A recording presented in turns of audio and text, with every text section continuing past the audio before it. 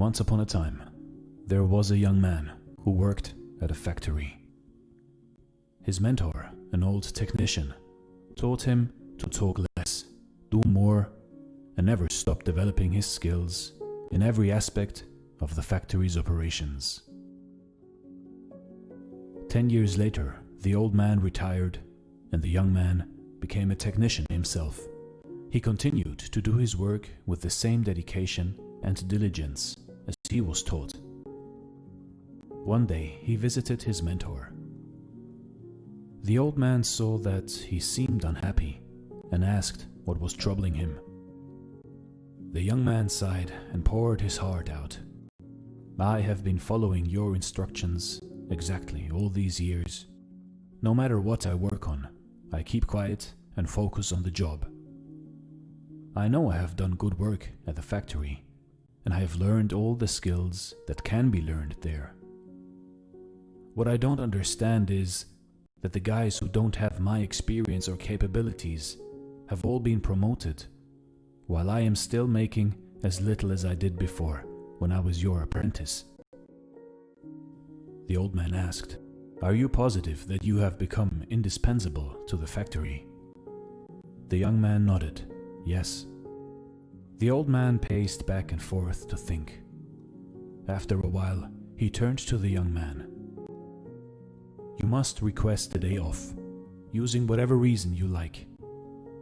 It is time for you to give yourself a break." The young man was surprised by this advice, but the more he thought about it, the more it made sense.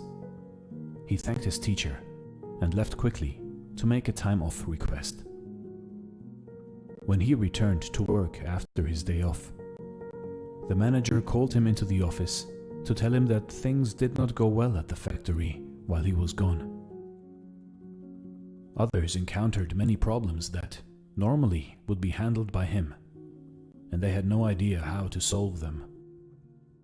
Realizing his importance, the manager decided to promote him to the position of senior technician, to thank him and encourage him to keep up the good work. The young man was grateful for his mentor's wisdom. Surely, he thought, this was the secret to success. From that point on, whenever the young man felt like he deserved more than what he was getting, he would take a day off. When he came back the next day, the situation would improve to his satisfaction. This pattern continued for months. One day, the young man found that he was blocked from going into the factory. Much to his shock, he found out that his employment was terminated. He could not believe it. Not knowing what else to do, he went back to see his mentor, to try to figure out how things had gone so wrong. "Why did I lose my job?" he asked with wounded pride. "Did I not do everything as you instructed?" "Actually, you did not, because you heard only half the lesson," the old man shook his head. "You understood right away that no one pays any attention to a light bulb that is always on.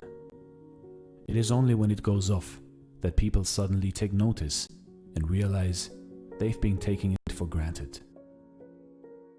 You were so eager to apply this understanding that you left before hearing the second half." Second half? It began to dawn on the young man that perhaps he made a big mistake. What was the second half? The mentor spoke slowly to make his point.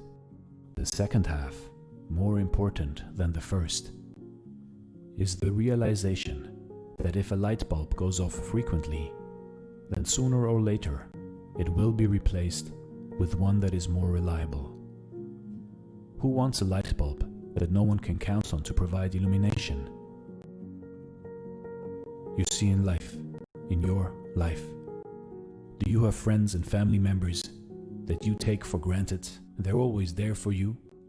What happens if one day they are no longer there? Do not wait for such a day to suddenly realize how important they are. Give thanks today for the good fortune of having them in your life.